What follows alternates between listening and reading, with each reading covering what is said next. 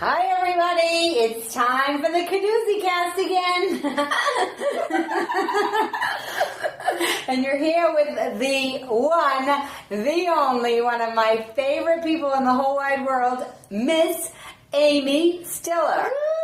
I feel like we're like remember that Gilda Radner sketch where she's like a little girl in her room? Yeah. It's the Judy Show! It's the Sue Costello Show! I feel like a little girl. I came in here and I feng shuied Sue's apartment immediately. Yes, you did, but I didn't move anything yet. Just put the toilet seat down. Yeah, keep in the money. That's what matters. But what if I don't have any money? Well, then you have to go to a therapist and figure out what that's about. No, I'm saying, will it make it come to me if I shut the top?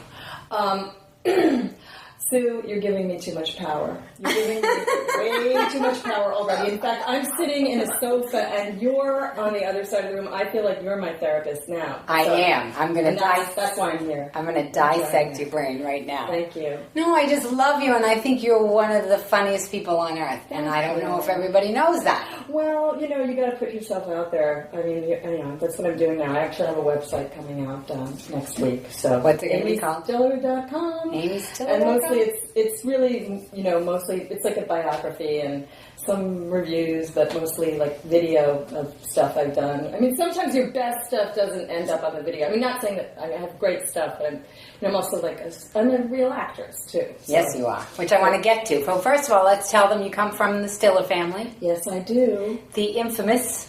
Yes, I do. I'm fine with that now. You are? A lot of therapy. You have. I want to talk to you about that because I want to know what's it like to be Amy Stiller. Well, let's tell everybody. Jerry is my father, Ann's my mother, and Ben's my brother. And see, I told you this was going to be therapy. No, I just want to talk about you. Like this is what I've been doing with everybody. I've been talking. What makes somebody a person? A person? Yeah, who they are. Who they are? With their life stories. I think sometimes you find out who you are by seeing what you're not, a lot of the times. I mean, for me, lately, for me, it's been about integrity. And, I think sometimes some of us, maybe in our 20s and our 30s, there's part of us that, things of selling out in a way. I mean, sometimes we're tempted to do that, and then you come back to yourself. But for me, I really just found out that, I have a lot of love in my life and good friends, and I don't mean to sound corny, but it's kind of about the simple things, being the gratitude and. Oh my God! Remember when we were in Nantucket this summer? We were at the Nantucket Film Festival, surrounded by we saw Frank Langella. Yeah, right. We were there with Chris Matthews. We're hanging, and all of a sudden we go out in the street. And we started dancing. And what happened? The kids, little kid. Yeah, we were just dancing. We were just having a good time. And the kids were so drawn to it. Yeah, I mean, I think that's what it's about. It's like you got to be around people who feed you, who you feed, where it's reciprocal. Speaking of being fed, your dad took us out to lunch. He did take us out to lunch. I love your dad and your mom. I love my dad too. But he was so fun. He's so interesting and sharp and smart. He's a storyteller, really. I was videotaping some, just him telling stories. His mind is always working. He's always got that kind of mercurial way about him. He's just always interested in people and performing and connecting with people, and he's a performer. He was so cute. He's like, so I said, what? He goes, what was your first acting role ever? Yeah. Well, no, because he's interested in that, in the work. So bad. I told him I was Lazarus. What did I tell him? I said I played Lazarus on the altar at St. William's in the 4th grade. And you know what he said to me? What? Did you have rags? Did you have bandages? He wanted to know if I went all the way with it. Yeah, but I mean that's what's so great about him, because I feel like I grew up where it was around the art, acting. It was the 70s. It was about the work. It wasn't about the fame. That's a byproduct of things. And I guess what I'm saying is I think that as of late I've seen how there's a lot of people who are fame hungry or give up their integrity, and I think that's really what I was talking about. I think when you kind of grow up in this kind of bubble of this wonderfulness of art and acting and just it being about the right things, you sometimes don't know that there are people out there who are just kind of, I don't know, crazy and just looking outside of themselves for that thing. And he's just interested in the real deal, you know. Do you think maybe you could tell me a few stories about growing up? Let's see. Well, I think, like we grew up in the 70s. It was like a completely different time. We had like artists, we had musicians and writers, came to our house. I mean, I remember seeing like for colored girls who considered Suicide when the Rainbow's Enough, like at, 14. I think we were exposed to a lot of art, a lot of really great stuff early on. And I feel like I grew up in theater less than I grew up in show business. Right, because your mom and dad did a... Right, they did. I mean, my dad did plays on Broadway, off Broadway. They would take us on tour with them when they did Prisoner Second Avenue. Me and my brother would imitate them. We knew the lines by heart. We knew like where the laughs came, and like we dressed up as these middle-aged characters, and we did the opening lines to the Neil Simon play for the whole cast, and So you were performing at a very young age. Yeah, it was fun. It was joyful. It was exciting, and we were encouraged to do that. It was just. I don't think we really knew anything else, It was just, we were encouraged to play, to have fun. And then did they do a comedy team? Yeah. When did that happen? That was all through the 60s. And, I remember meeting Ed Sullivan. I look back on it now and I'm like, wow. I was there, like, on the set. Mama Cass Elliott, all these people. And just stuff like the Paul Lynde show, I remember Paul Lynde, my mom did like the Christmas special with Paul Lynde, and I just remember her saying that he said, the last time I was in bed with a woman, it was my mother, because they were like in bed as Mrs. Claus and Santa Claus. Right. And you're like, okay, I didn't know what that was. I was like, oh my God, I just love hearing his voice. We're just exposed to all these crazy characters, these people who were just colorful and theatrical and talented, and like I said, it was all that we knew. So kind of the rest of the world was kind of dull. So going to school was kind of like ugh. And I never really was a school person, an academic person. I always found that very difficult. I don't know if it was because I didn't get the right teachers, but it just seemed like it was more exciting, like to go to the Improv on 44th Street. When I was 11, and watch people like Jay Leno way before, when he was probably in his 20s, So just stuff like that. Well, I don't think everybody is a school person. I think that I'm smart, but I'm not. I did not have a great experience in school. I don't know if it's because I'm left-handed. I think sometimes people who are right brain oriented don't adapt in certain ways that are conventional. But I remember I had an English teacher, and I wrote a parody of Love Story, which was like the big movie at the time. And I thought it was really funny. And he said to me, "Is this supposed to be funny?" Oh, no. And that kind of stuff, like, that really affects you. And I remember, like, for years, like, just, being devastated by this. And even being on stage the first time, I got laughs doing stand-up. And thinking, screw you, Mr. Well, I don't want to say his name, but But then your whole life becomes about just trying to prove that one person. You don't want to But then like I that, remember that stayed with me for a long time. Obviously it's not with me now, but I think just stuff hits kids when they're sensitive. I was sensitive. I was very shy. And I used to do like an imitation of the Ivory Soap commercial. So I used to imitate a lot. And I did a Jane Fonda imitation because I was obsessed with her. And, that was my big thing. And me and my friend Gigi would be on the phone, and she would be imitating Barbara Streisand, and I'd be doing like going, hello, hello, hello, Mr. Johann. I just wanted to say hello to you, because I was obsessed with the movie Julia. You do a good job. Yeah, I do a whole routine on her. I'm actually writing a one-person show right now where that's incorporated into she's amazing still. I watch her on Newsroom. She was like I love Newsroom. I love Newsroom. She was just strong, and she wasn't funny. She was like a real actress, and I wanted to be a real actress. That's what I wanted to be. And somehow she was this role model for me, because she just, she had it all together. Well, she's actually really, really talented, too. It's not like she's just famous, too. Yeah, and I guess there's similarities. Her father was Henry, right? I love her book. I haven't finished her book, but I read a lot of it, and her book is really fantastic. She tells her whole life story. Yeah. I mean, her mom committed suicide, and her father wasn't warm. But my father is warm. But he's almost like too supportive. You're like, Jared, can you tell me? I mean, like, I remember doing. I was at. I went to Emerson, so I've had some Boston. I'm looking out this window, and it reminds me of Boston. It doesn't look like something. I did the all white overprivileged production of Runaways the musical, which was kind of like the 70s version. They didn't call it the all white. No, they didn't, but it was. I mean, I think there was someone who was half Puerto Rican in the cast. Really, it was like that. And we were like pointing to the audience singing songs. Looking at my father in the eye singing lyrics like, it's not just your children, but your children's children that are going to have to pay. Like as I was sticking my butt out to him. And I did some monologue about sexual abuse. I don't know. It was like an ambiguous, poetic monologue, and afterwards, my dad comes up to me and goes, honey, that thing you did about the guy touching you, that was beautiful, sweetheart, beautiful. So sometimes too much support can be a weird thing.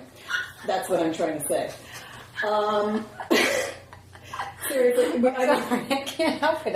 My dad's so supportive. He might as well have been giving out flyers for Tropic Thunder. It's like, Dad, Ben doesn't need any help. It's okay. No, we're going to get to that in their hilarity. No, and we love him, but sometimes it's like, no. I have to set the picture. Okay, we're at I'm at the Chateau Marmont. The famous Chateau Marmont, which is, for anyone who doesn't know, it's kind of like what is it? It's like Grand Hotel. There's Hollywood people in there, crazy people. You just see the most incredible Hollywood characters there. So now I'm doing my show in LA. Yeah. My one-woman show. Right. I have been emailing with your mom. They're going to come see the show. Your mom and dad are going to come see the show that night. Right. I walk down to the pool at the Chateau Marmont. Uh-huh. I see your mom with her bathing cap on, and your dad, right, sitting by the pool. And I'm like, Anne. And she's literally not even looking at me. Oh my God. And I'm with my friend. She think you were just some at first I was like, oh my gosh. I'm like, what's going on? I'm like, this is so weird. I'm like, but it's not like I'm just some weird fan. I'm like, not even that I just emailed her. She's coming to my show tonight. I'm like, this is so weird. I'm like, Anne. And I didn't want to make a big scene, so I leave and I go sit at the other side of the pool. All of a sudden, like 10 minutes later, she gets up. She has the bathing cap on. She goes, so guys, hello. I go, Anne. I thought you didn't even recognize me. She goes, no, me and Joey were fighting. I was, oh my God. Oh, Jesus Christ. Well, yeah, there's a lot of, in our family, there's a lot of high emotions, as you can probably imagine if you were flying the wall. My dad said that when I was a kid, well, they would be rehearsing their comedy act, and I would come in and say, Mommy, Daddy fighting? And my dad would go, no, Mommy, Daddy rehearsing. And then one time I came in and I said, Mommy, Daddy rehearsing? And he goes, no, Mommy, Daddy fighting. Oh, well, fighting's not any relationship. Everybody should, I think people should. Well, it's funny because, they're so different. It's like, they're just on different wavelengths. It's hilarious. No, the guy was telling us that they stayed there when he did King of Queens. Uh-huh. Your mother used to literally yell over the balcony like, Jerry, Ben's on the phone, just like the neighborhood. Right. And she also made friends with some of the employees. She did. Yeah. She's so. I met her on the set of Southie. First of all, I had never met her. I didn't even know. No, I was in Southie too. I remember with John Shea. But your mom was so hilarious, I couldn't even fathom. I was like, this lady is I can't even take it. She's amazing. It's like, I want to pimp out my parents to people who don't have parents like that. It's great. It makes it weird with boyfriends though, because I've met a lot of guys who want a family, and then they just want to throw them.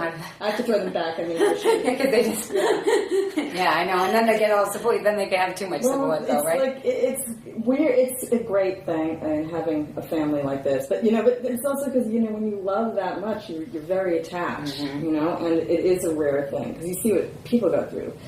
Hell, with their families. You hear stories, just terrible stories. But what was I going to say? That Chateau Marmont, it's crazy. But I love that they were just like a regular family, and the manager loved them. Everybody there loves them, because you can imagine all the pomp and circumstance, and everybody pretense, and they're full of baloney, and your mother and father with so much talent. They're not somebody who they're like, right. But I find that with really talented people, Anybody I meet that's really, really talented, they don't have any of the... Well, they don't have that insecurity. I mean, well, everybody's insecure, but I think that, like I said, they came from theater, that they really... I don't know, everyone says it was a different time, and I hate it when But it was a different time, because I honestly feel that's part of the reason why I wanted to do this podcast, because I wanted to bring together everybody. I'm like, what? Because when you were talking about them being on the, what's the guy's show? The guy with the funny voice.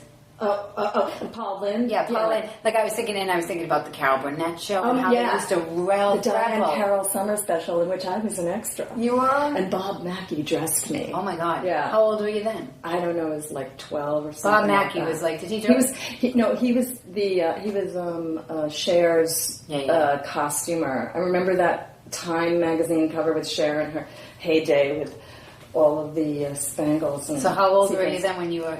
I don't know. I just maybe like 12. We would go out to LA in the summers, and they would do Love American Style, like the Paul Lynn show, The Courtship of Eddie's Father.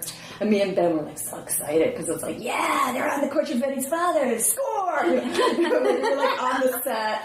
So I never felt jaded. I always felt excited, and then we'd come back to New York in the fall and be like, oh, we have to go back to school. So we didn't grow up in Hollywood. We grew up in New York, and like I said, I feel like we grew up around like theater, and just that showbiz thing was always so exciting, That's interesting, because it's almost like if you would compare something like drugs or something to why people can't live normal lives if they do drugs. Well, I guess it's the same kind of idea as like a rock star. I don't know personally any huge rock stars, but I would imagine that when they come back from the road, they're married, they have kids, they have to bring the kids to school, they have to pay the bills. I actually saw what's his name from Journey. What's his name? Like the lead. I'm blanking on his name. The lead singer from Journey. I saw him at Crate and Barrel a few weeks ago. I just kept thinking, oh my God, because like you don't think of that, right? That they're people. Well, it's funny because yesterday I was coming out. My friend gave me a pair of shoes. This guy, Mark McNary, he's badass. He designs for Pharrell and everybody, and he gave me these cool you know shoes. him? That's a good person to know. And he gave me these cool shoes, and we were coming down from his office, and he works for Jay-Z. And I had just interviewed C.J. Watson, who plays for the Nets. And I was telling Mark McNary, I said, I just interviewed C.J. Watson, who works for the Nets. He was telling me how good Jay-Z was to him, and Mark says under his breath, well, speak of the devil. And I look up, and there's Jay-Z. Oh my God. And I think he had a Patriots hat on. I might get in trouble for this. Well, maybe you're meant to know him. I believe in all those. It was so crazy. He was all by himself, and he went, and he put his elbow out. And I didn't hear him, and then afterwards I was like, so I gave him my elbow, and I was like, and it's so funny because how I talk to people, I always talk just regular. It doesn't matter. I mean, I was like, hey, we were just talking about you. I'm like that same way too. That's why I love you. That's why we connect. And he so refreshing. Oh my God, he smiled so big. I was like, I was just talking about you. That's and he's funny. like, oh my gosh, this girl. It reminded me of one time I went up to save these girls. I was teaching aerobics for these Fit Kids America, it was called. These kids from the inner city. Their parents were all on drugs and everything, so we taught aerobics to them. And there were 3 groups, and the guy from Harlem quit. I had never met the girls, but they were teenagers. They were 13. I was like, I can't just let somebody quit on them. I have to go up there and really say goodbye to them. Right. Because everybody quits on them. Yeah. And I was up in Harlem, and this guy was leaning against the mailbox, anger seething out of his body. And I was like, excuse me. I was like, can you tell me where such and such is? And he literally looked at me almost like they think they were afraid of me because they're like, she has to be crazy to just come up to me. And that's what Jay-Z's face looked like. He just started laughing and then I found the reason why he elbowed was because he was sick, he had a cold. Oh, I love talking to strangers. Yeah.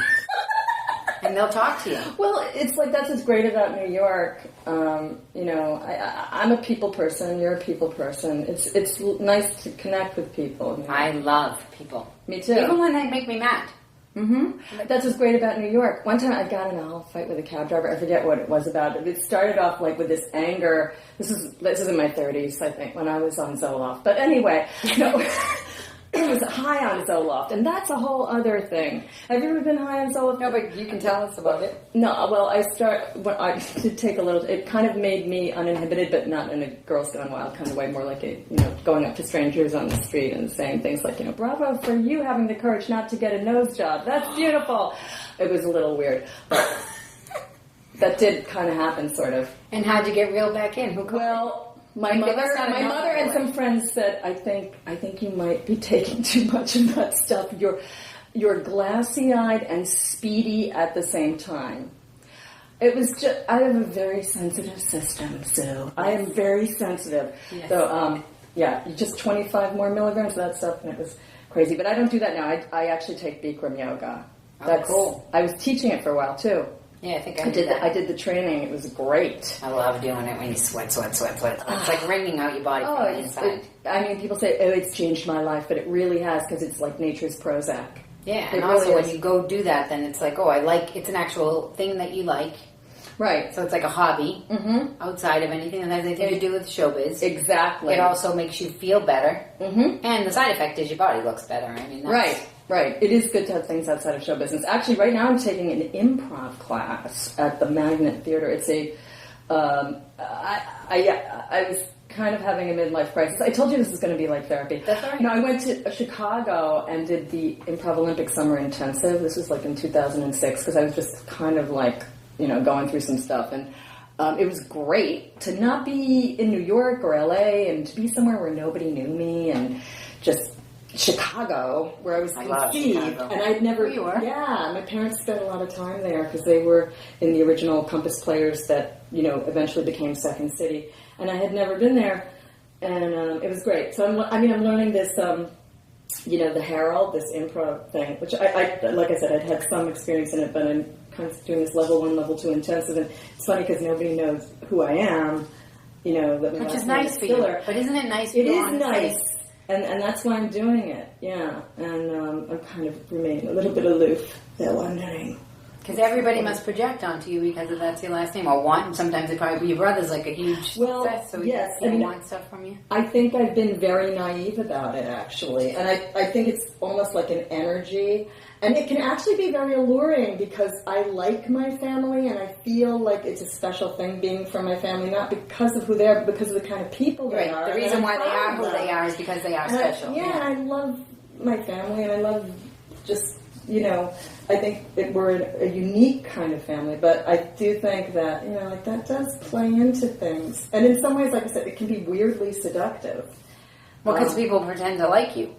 That's seductive to anybody, no? Yeah, I think they haven't known when that's happened, or they get fascinated with it, and they're not bad people, that sometimes just people get I've been fascinated with it. I used to go to Studio 54 when I was 17 just to be around all that pizzazz. Right, but it brings us back to, once again, regardless of how much pizzazz you have in your life, you're a human being. So the idea of the human condition is the human condition. People get depressed. Yes. Everybody gets depressed.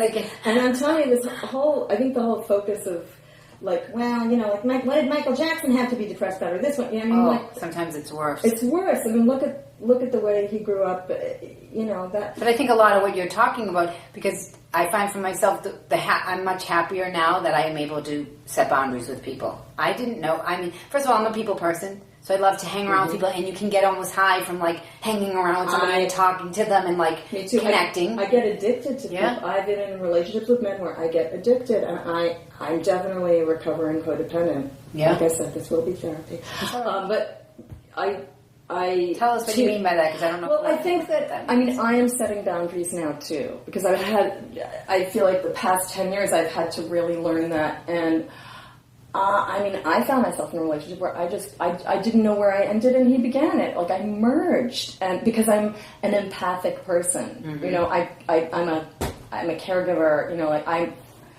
Or you love somebody and you're but they're damaged, and then you take on their stuff, and before you know it, you haven't been focusing on your career, you haven't been taking care of yourself, but then there was some shred of intelligence where I woke up and said, okay, I gotta take the bull by the horns and pull myself up by my bootstraps and get real here. And it's because sometimes that caretaking can be like a weird perversion in itself. Absolutely, there's a pretending to be so good, right? Well, yeah, because you're getting high on being that person. Well, and also, instead of putting it in yourself. And who wants to say to somebody, no, I can't do that? Oh, it's painful, especially when they're pulling a victim trip on you. But it also sometimes I find that even when sometimes it's my own ego where I think if I say no to them, they'll be devastated. And you know what? They're not. They're friggin', I don't know if we're allowed to curse here. They're fucking survivors. They don't care. And then you're the one in the fucking gutter. Yes. I kind of wrote a story about that. Well, that's funny, but like I don't, it's more like about my experience, but rather than like the relationship. But I wrote a piece that I performed that my friend Terry Mintz is putting together with Harmon Leone. Terry and Harmon are putting together this evening called Tale, where it's storytelling, which you are invited to perform at any time. Awesome. I just felt like I was Chelsea Handler and you were coming from like, which you are a performance. Thank you. Okay. I like the earthy version of that. I did this story about like kind of having a nervous breakdown afterwards and like being completely incapacitated and unable to function, and then this person is quote unquote surviving, but they're not really, I just think everything you learn from, and you got to get out though. I mean, I think I saw how there are some people who can end up married to somebody, and then like where does their career go? Where does their dreams go? And I never really understood that. I was like, well, why don't you get out of that? But when you love somebody and you're tied in with someone, it's really hard, and your energies are merged. And I definitely think, on a metaphysical level, like you merge with somebody and like, sometimes I've had relationships where I'm having the same dream at night as the person. You ever have that? No. That's really weird. I'm that empathic. I'm that giving, Sue. Well, I'm such a fantastic person. It just brings me back to the whole idea of like doing it in the beginning. Setting that it's real people, and I have this conversation with people, and I don't care how much money they have. I don't care. People have tons of money, and guess what? They give it all away to everybody because they can't say no to people. Or they can't say no, or they can't handle success. Which can be excruciating with people. They're like, why? Well, I know I have issues with that, but it's fear of success, fear of failure, fear of expectation. It's always a fear for me that I'm not going to be able to handle myself. That's really what it always comes down to. And yet I even put it on Twitter and Facebook today. I said, every time I think, oh, I can't do it, I do it.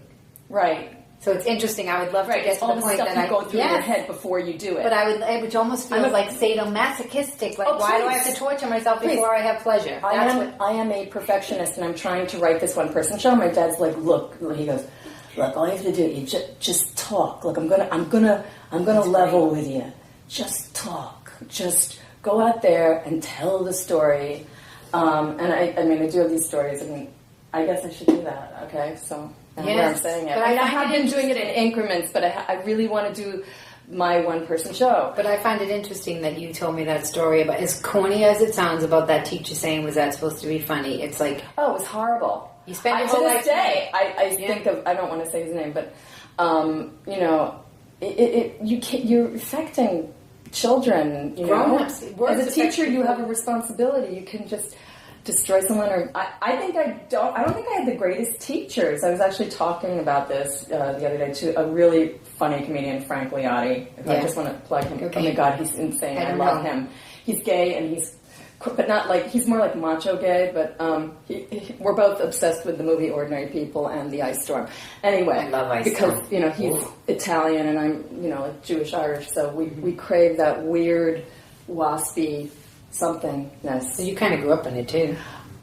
You mean like The Ice Storm? Or? Well, just the idea of you had more money than... I grew up around wasps. Yes.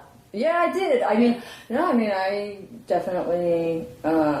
knew a lot of kids. I mean, I knew, like a Kennedy, Yeah. I know a Kennedy. Everybody knows a Kennedy. I know a Kennedy. That's the way it goes. Everybody knows. Anybody goes to Nantucket, I know a Kennedy. Yeah. You spend time on Nantucket, Sue and I am. Not bad for a blue-collar girl. No, but as you were saying that about a teacher could ruin a kid, my thought was like, well, how do we fix it so that teachers, because teachers are human too, like, how do we fix it that they don't devastate kids? Well, I don't know. I mean, I guess we're all supposed to go through what we're supposed to go through. I do like astrology because it gives me this kind of language for looking at, oh yeah, that did happen to me, and now it says that it happened to me. It's kind of like a map of stuff.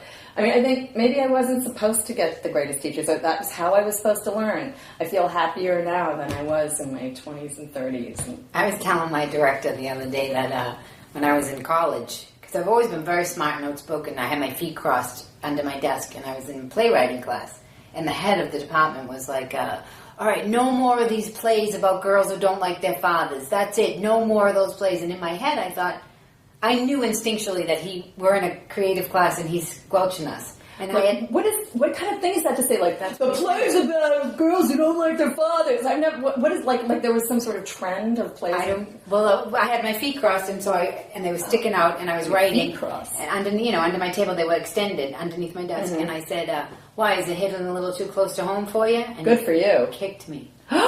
He kicked you. What was this, Catholic school? Did you? No, this was in college. He kicked you in college? Fuck.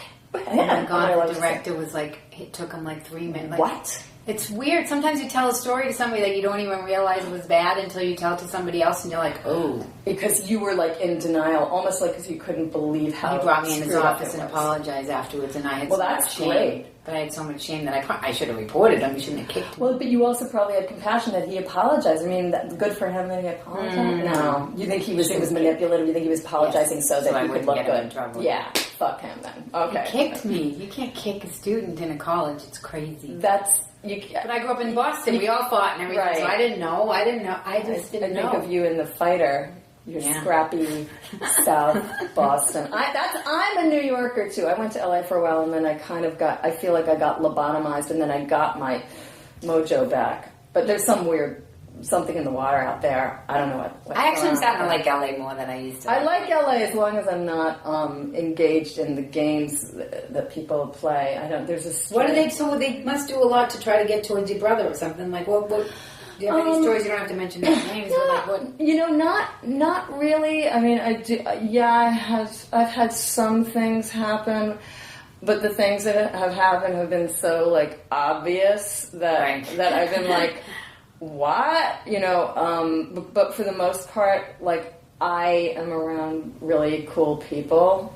I don't know. Maybe it's just because that's what I attract. That's good. When did he start directing? I know he did. Ben directed when he was like 12. I love that. Murder in the Park on the Super 8 film with Mahalo Jackson and Michael Peterson. These were like kids in the neighborhood. Okay, so I can tell this is good stories of our childhood. Because we grew up in the 70s, and there's a playwright, Stephen Adley Gurgis, and he wrote The Mother Effer with the Hat, Motherfucker with the Hat, the play. And oh God, I don't know. My room. We're girls. It's funny because when we're not on this, we're always swearing, and then suddenly we're just toning it down for the podcast. Don't be inhibited. Pretend you're on Zola. Okay. Pretend you're on Zola. It's so embarrassing when someone has to say, like, look, you need to stop. It's like a Beverly 90210 episode. Oh God, I was really. Okay, it is embarrassing when somebody tells you you have to stop. Or when they tell you need it. Because when I was in my 30s, I got in some major arguments with my parents in public places. And then I took the Zoloft. And then, okay, now I'm evened out. Everything's okay now. But this was before all of that, in the 70s. He wrote Our Lady of 125th Street. I mean, he's a wonderful playwright. But he was like one of those kids that we played with. And what was his name? Stephen Adley Gurgis. And he wrote this play? Yeah, he wrote that play. Okay. But what I really want to say here is, in the 70s was really cool because on the Upper West Side, it wasn't as gentrified. So you'd have like the rich kids playing with the street kids. And there was this whole community. I remember like these people like, Michael Goodman, Michael Peterson, who... he's no longer here, but he was kind of like, he was this African American kid who was like, he was kind of like a big brother to my brother. Like I just have these memories of these kids, and just, all of us playing together, and Ben would make these little Super 8 movies. He made this movie, Murder in the Park, where he'd use ketchup for blood, like, or somebody would get shot, it was very, it was very like, taking a pound 1, 2, 3 energy, that kind of style. And how old did he did Airport 75 or whatever, where I played I was a passenger on the plane, and Hallie Michaels was the stewardess, not the flight attendant, the stewardess. And then we shook the chairs to make it look like something was happening. You know, and we would set it up in the apartment, you know, this stuff. And how like would he that. direct you? Did he ever like tell you, Amy, take it down a notch or anything, or would he? Reel it in a little. Give me a little more. No, I don't remember. Oh God, I don't remember that. I just remember that all of my friends are like, I can't, you know, I just remember him as Benji. We just called him Benji, and all my girlfriends would say, remember when he would just bother us because we would be like in my room, like just talking, and he'd like pound on the door. He was just a real brat, and we were just, I was constantly saying, Mom, tell him to stop. Or one time I'd be Why, because he wanted to videotape you guys, or he just wanted to talk to you? He was always rambunctious, and you know, I was like the girl. He was like the little boy. Like I remember being on the phone with my friend Gigi, and then he got on the other line, and every time we talked, he'd go, and I'd be like, Mom, tell him to get off. Or one time he audio taped a conversation I was having, an argument I was having with my mother, and then I have these audio tapes. Yes, I have these audio tapes somewhere, and I do have them. And you hear he had a list, and he goes, we now return to the trial of Amy Stiller, prosecuting attorney Ann Mira. And then you hear my mom go, you little shit, are you taping this? And then he pretended he was doing a commercial for toothpaste. He goes, do your teeth need to be whitened? Use Crest. Like, just silly How stuff. old was he, like, around this age? I don't know, maybe like 10 See, or it's 11. fascinating to me because all that energy was probably a lot of creative energy that people didn't know. We were always joking around, and but I was more shy, and he was just scrappy. He didn't care. I was very shy. I mean, I was funny, but like when you put me on the spot, I'd freak out. Like we had a videotape of us on the Pat Collins show. Mm-hmm. She was married to Joe Raposa, the guy who wrote "It's Not Easy Being Green" on Sesame Street, who later passed away. It was like she was covering my parents, you know, the Stillers, and then she had all four of us on. They put me on the spot to do an imitation of my mother. And I look like a deer caught in the headlights, but I'm smiling because I'm so excited I'm on TV. Like Cindy Brady from that episode. When the light goes on, the camera goes on and she screams. Like or the Odd Couple episode where Jack Klugman is on the spot and he sees the boom mic come down and he just doesn't know what the fuck to do. Will you do the impression of there's this moment, there's this pause, and I'm smiling. My mom's going, "Come on, do it," and I go to your room, and then Ben goes, "That's not the way you always do it." Oh, we told on you in front of everybody. Yeah, and I still am smiling. and then Pat Collins is like, "Well, there you have it, the Stiller family." But I look at it, and of course I look adorable, but at the time I think I remember it was just like flipping out. Yeah. But can you do an impression of your mom now? Oh wait, this is the impression. When I was like 14, oh my God, my friend Vicky came over and smoked cigarettes. God, that's probably not good. Oh well, I was like 16. And my mom would come in, she'd come in, we used to imitate my mother, she'd come in from LA, she'd be like, hey, I am tired, I just got off a plane from LA. I don't have time for this. Vicky, could you put away the cigarettes? Could you throw away the cigarettes? And so she would be crying and then talk normal. Yeah. Then she'd be like, look, like she didn't care that we were smoking. She was just like, can you dump the cigarettes in the garbage? Oh, just clean up. Yeah. Oh, that's funny. I don't mind maybe smoking, just don't make a mess. Yeah, right. Well, she was trying. But no, I mean, no, she cared, but anyway, I'm okay now, right? You're doing awesome. I think you're fucking hilarious. Now you have to all right, so now you're in high school, you go to high school in Manhattan, so does Ben, right? Right. And then when does Ben start getting the success in the family? Like, see, Mom and Dad always have. In his 20s. What was the first thing that he did? Empire of the Sun. Well, no, he did House of Blue Leaves. He played the brother, he played Ronnie in House of Blue Leaves. Let's play. Yeah, by John Guare, and he was so perfect for that role, you know, the rebellious, the crazy kid who tries to blow up the Pope. And then did he call the Pope and go, ah,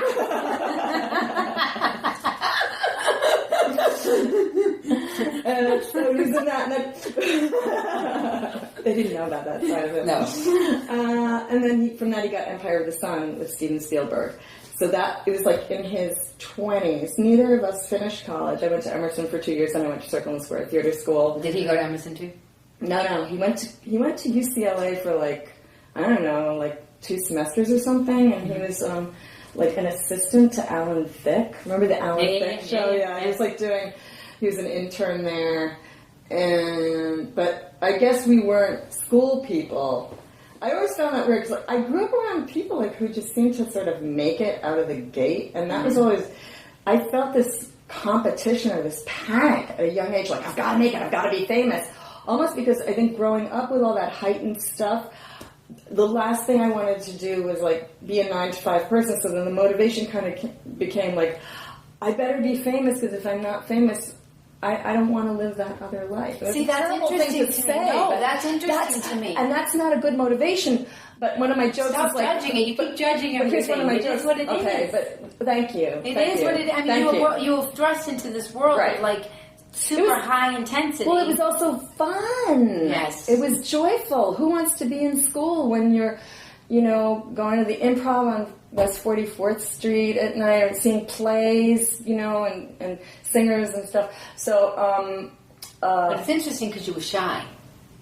Isn't that interesting? Yes, but you're in this family with 3. There's only 4 of you, and 3 of them are like hugely in. I remember seeing stand-up comedians. I consider myself an actress, but I remember seeing stand-up comedians at a young age and thinking, God, that's a great, like, to be in front of people. Maybe because inside I was so shy and there was all this stuff going on and I didn't know how to get it out. But I mean, I didn't have any jokes. I didn't know how I'd get there. I just was like, I want to be on that stage. And, there was something I was going to say just about, one of my jokes is that, I was so sheltered growing up that the first time I got a waitress job, it was like joining the Peace Corps, because it was like that. Yeah, you were probably devastated. Well, the first time I heard 2 people having a conversation that wasn't including me, I was devastated. Oh. But I kind of was. No, and I'm having empathy for that, because it's easy for like the world to be like, that looks like a self-centered thing to say, but it's not really when you actually look at the build-up to it. It's like, it's not your fault, like that you were exposed to all this. Right, but there was a part of me that was like, I should waitress, this is a good thing to do, I really want to, I kind of was given a gold card, and like I came up with people like Tracy Pollan and Mira Sorvino, who was a little younger than me, but I remember like being at auditions with people and feeling like I hadn't earned it, because I am a late bloomer and I hadn't really grown into my shoes yet. I knew I was talented, but I didn't have the confidence, and it felt weird, and I think Ben's situation was different. It just everything sort of fit in at that time, because everybody's on a different time plan. You know what I mean? It's on God's time, not your time. And he had a different personality than you, and he was a guy. Exactly. Let's not deny that. Exactly. He's a guy, you're a woman. It's not always easy for women. No, it's not. And I was made to think like it's just supposed to happen. And I think it was really the 80s. So then it makes sense, because then when it doesn't right away, like, what do you pull from to figure out how to push through it, right? Well, that's when I started to write my own material. And I don't feel like I like to do stand-up, but I'm an actress who does stand-up, who does characters. So I started writing these characters, and then I did this comedy act with my friend Randall Ash, I think he changed his name to Ask. Anyway, I'm trying to plug everybody. It's like, I'm like Jerry Stiller. Like, my father, he just plugs everybody. If you see the thank yous on the back of his book, it's like, He's a very generous guy. He was nice. Oh, I know what he did. I know what he did. Can I just say this that I saw that I loved? Yes. I noticed generosity in performers all the time. First of all, I noticed it in John Travolta. When he was my dad loved working with him in Hairspray. Oh my God, he was on Oprah, and when he was doing Michael, and he was coming out, the movie Michael, he was they were introducing him, and they played, "You can tell by the way I use my walk," and inside I went, he's going to get mad because he doesn't want to be identified with that, and don't you know, he stepped on that stage and danced like crazy, and I was like, that's so great. I was like, that's generosity of a performer. And that, even with all the stuff that he's gone through, and people have different parts of themselves, and everything's a mixed bag. Yes, it is very mixed. But what I was going to say about your dad is, so we were there, he's very good friends with Franklin Jello, right? Yes. And he's also hugely famous on Nantucket. Yes. Right? I just noticed when we were leaving, he held us both back and he said, "Wait a second." He said, "Let Frank go first." And I almost cried. I know. Well, that makes me cry because that's what I realize I come from. And, and then you see kind of what goes on out there. I think for me there was a period there where I thought like I was supposed to compete with these sort of people who were, I don't know, like I thought like, well, no, Amy, you know, be like other people, and I find it interesting. This is what I'm hearing. I don't know if I'm right, but so your dad has to be generous because he is big and he doesn't want to step on Frank Langella. But for you, it didn't happen that quickly for you, so you probably needed more of a fight, and you probably stepped back for the Frank Langellas when you should have maybe been stepping forward a little bit.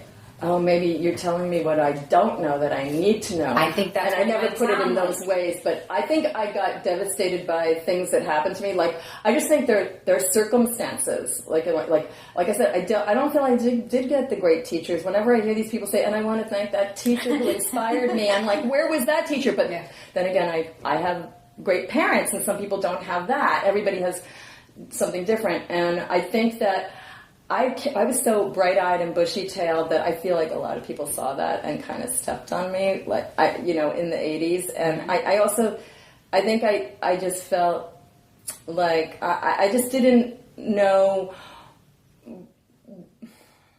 where I just didn't. I felt like I hadn't earned it, and in some ways I hadn't. Mm-hmm. I feel like everybody's different. You know, and it's interesting because your brother can only do so much for you. It's like he might be your brother, but he's not going to take care of you your life. No, it doesn't work that way. And believe me, I had a lot of anger about that early on. Oh, trust me. I'm sure. Because you were like, "What do you think? Like, why isn't he taking care of me?" Yeah, but some things aren't supposed to work out that way. And if that had happened, I wouldn't have written my own comedy. I wouldn't have developed certain characters. Realistically, I don't think he could possibly do that anyways. No, I mean, anybody can do that. No, I mean, it's you have to. Art is your own personal thing, I think that it was kind of just also that was what I was supposed to be going through at that time. Was he like, why are you so mad at me? I can't take care of you, or did he not know? We were both in our 20s and we were angry. Mm-hmm. Okay, I mean, I can speak for myself. But I think that in your 20s, you're developing your ego, you're coming out to be like, I want to make it. Right. And I was, really angry, but I think maybe that's also just goes with youth. Mm-hmm. That, and it's part of your drive, but it can also be the part of you that makes you an egomaniac. And I think I was in my ego and he was in his ego. Mm-hmm. And I don't know, we just had to kind of outgrow it. And you make it through, though. You guys are close now. Yeah, we're really Didn't he close. just put you in something? Not really. It's not like but also can I just say something like I feel like the past few years I've kind of been like kind of doing other things and kind of out of it. I mean that like I've just been like kind of coming back from a lot of stuff. Good, I think that's important for you. I don't feel like I was like I said, I'm putting my website together now because I just was in a really funky place for a while. I was processing a lot of stuff. But I think that's part of life too. I think that's another thing that our culture is. I did a yoga training. Right. I was in a much more internal place over the last 5 years, 6 years, and I've also just started to do more writing. So it's kind of like I'm coming out of that now. I think people are terrified of depression in this country too. And it's funny. I remember being at Whole Foods and they have these canisters of different kinds of teas, like they're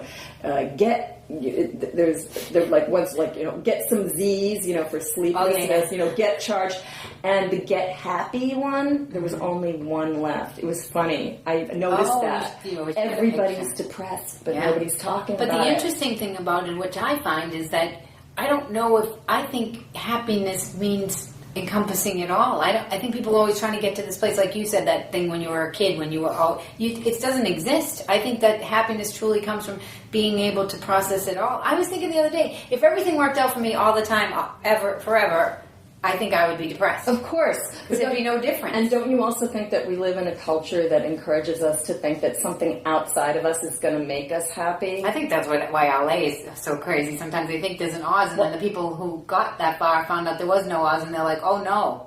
Now what? Yeah, now I'm really screwed. Yeah.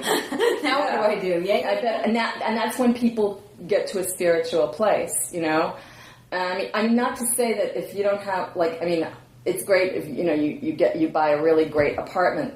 That can definitely make you happy, and having money enough to take care of your medical things or buy some nice makeup. Sure, that that makes you happy, but the real happiness is something that's internal and it's spiritual, and that's why you can do all that spiritual work. But they say that like on a surface level instead of like really understanding like the discomfort that comes along with sitting across from somebody who's in tremendous, tremendous pain because somebody died, and just sitting there with them and not saying, not saying anything, just say, if they say I'm in a lot of pain or it's really sad, saying yeah.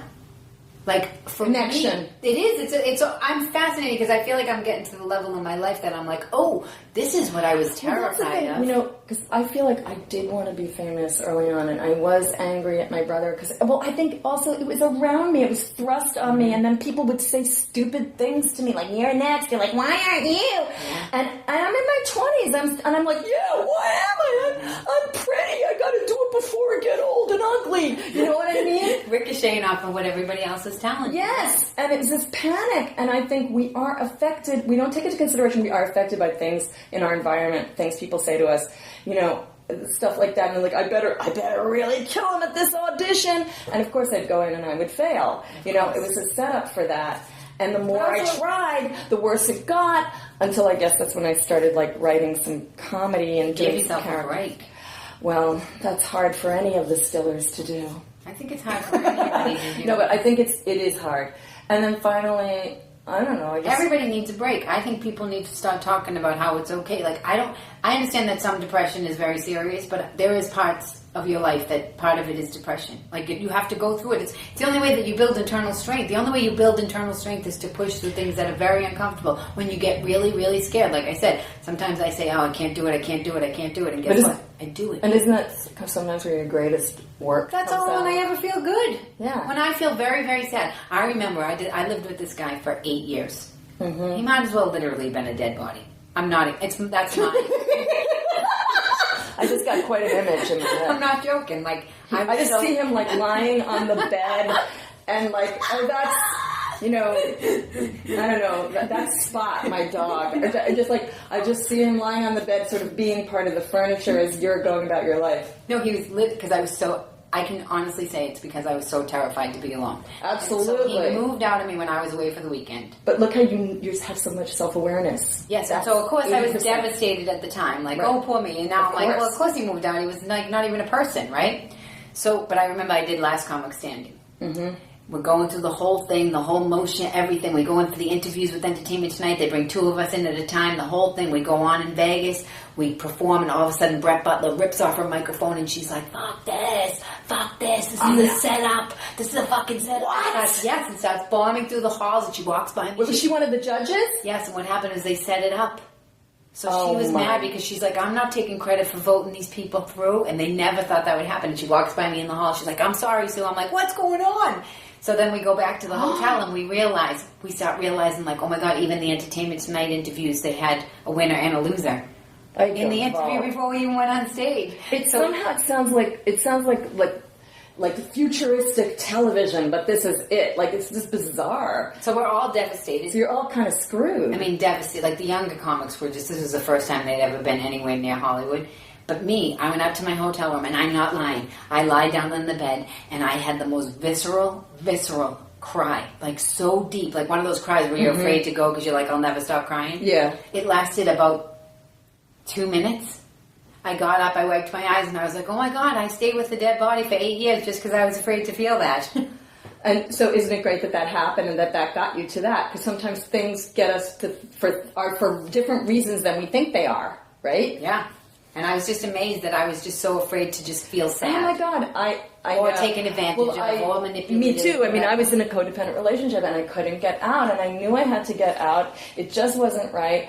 And I was like, oh my God, this is how people stay married for years. And then finally I was just like, I gotta get out. And I just decided, like, if I have to check into a mental hospital, that's fine, as long as I'm not in this relationship, because this is not serving me. But some people do need to check into a mental hospital if they break up that's in a relationship. Fine. I mean, I got really screwed up for many years. It took me a long time to recover. Can I tell you why? I don't know why. I was, you know, codependent. tied in. It affected me. I'm sensitive. Whatever. It was the nature of the relationship. It doesn't even matter what it was. Because it wasn't even the relationship. It was almost like a culmination of other stuff I've been through in my life that came up that this relationship brought up for me. And then I was processing years of stuff, not just with the boyfriend. Right. A lot of people don't understand that, and it's like I'm realizing I'm shifting patterns now. That's a miracle. Level. But do you want to know what a miracle that is? Like what? Mm-hmm. Most people, they don't ever shift any patterns because they don't know that there's anything different or anything. It's like everything is a mixed bag, and I think it speaks to how strong you are. I'm sorry for interrupting you, but I do, because you could have easily just went along and rode the coattails. But you know what? Here's the thing. Some people, if I didn't have the parents I have, the friends I have, and even financially, I can see how some women end up in a situation, not just women, I don't want to say that. No, guys do. Yeah. Where they feel stuck. And my feelings is like, you're never stuck, because that's when you have to kind of go to your higher power, your spirituality, and go help. And help does come. And I think sometimes people get nervous with higher power, spirituality. Because the big God thing. Get nervous. I don't have any shit about God, because I didn't grow up with a lot of religious stuff. I'm a spiritual person, but I can understand how people get screwed up by it.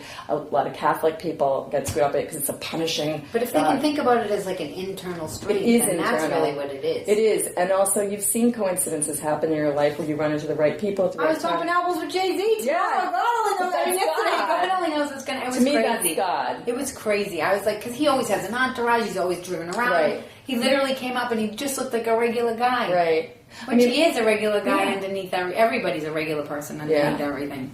My feeling is that goodness and love is really the strongest force. It's people that get in the way of that, of course. We get in our own way of it, or I get in my own way of it. I can experience something nice and somehow make it feel bad. When somebody cares about me and wants to go out with me or hang around with me, I'm getting better at it, but I used to be like, oh, this feels like a burden. Yeah, or like, you're a loser. Why would you like me? Right. Yeah, but I'm getting better with it, and hopefully if I keep talking to everybody, maybe we'll open the dialogue. Do you feel like in your life, like for me, I feel like I played that out. I almost like played out this drama in my 40s, like where like I said, it all culminated, and it's almost like I exercised it out, but it was frickin' hell going through it. It's painful, but I also feel like I completely take responsibility for anything that's happened in my life. I hear my friend Tammy, she keeps telling me to take responsibility. It's the best feeling, because then I tell her, I am, Tammy, I am, but I'm still pissed off. Isn't that okay? Yes, and then the pissed off, hopefully, if you work on it, burns away, because... Absolutely. No one's a victim, I mean, it's... People have, like, situations, like, I always find, like, people are victims if, like, something bad happens to them, but then they usually rebuild. Of course, then you think about this shooting, and you go, what the heck? Where the... That's a victim, yeah. I mean, this shooting in Connecticut, that's like, it's really like... But then, of course, these things often can bring out the best in people and bring, healing to people. And I don't even know if it oftentimes does, or if it's what happens because of. I mean, people have to stay alive because they're not going to kill themselves, so there's something in order to move on. I don't know if. I mean, I know that people bristle at the idea of like something so bad happening could be something good. I feel like that's maybe. It's easy to say than talk to those parents, those children. But I find that the human spirit. I've seen things that and you've seen a lot, girlfriend. Oh my God! I spoke to the woman who lost her house in Stanford. From the hurricane. You know what she told me? What? Everything is love, Sue. I feel like I could cry. I was like, I mean, you want to talk about another, like, being present for an experience? I thought I was going to go to bed for, like, 5 days after that. I was like, I just met a woman who went through more tragedy than anybody will ever know, practically. And she told me, everything is love. You've gone through a lot. Your brother? Yeah, my brother. 2 days ago was the anniversary. Tell people what happened. They know my brother broke his neck. He's paralyzed, but he's doing awesome. He's getting married. He just bought a house. He's awesome. That's what I mean. That's how I know about the human spirit, man. That guy woke up in a room. He couldn't move anything. Do you think that like we're living in a time where we're all kind of being asked to wake up to this stuff now? Well, because I feel like dying. I'm not sure if it was just my youth that made me narcissistic or just the times that I'm getting less narcissistic and waking up to what's going on. No, I think people are craving it because I think people would just say shut up, Sue. Because that's all I talk about, and I feel like people are drawn to it. So they would be like, shut up, Sue, you're crazy. Which they might do once the podcast goes out. But I don't know. I think people are just desperate to have something different, and I have the guts to talk about it, too. Like, I didn't know how much courage it was going to take to talk about hope and love. I didn't know. I was like... Why? Because you felt like people would think you were corny, or they... What do you mean? Like, it takes a lot of courage to, like, pick the hopeful decision as opposed to sticking in the fear. It takes more courage to be like, no, I'm going to believe in hope, and I don't care if I'm the only Did you person. see, I'm bragging about my brother now. Go ahead, Did brag. you see this He's thing awesome. on CNN, the Heroes thing?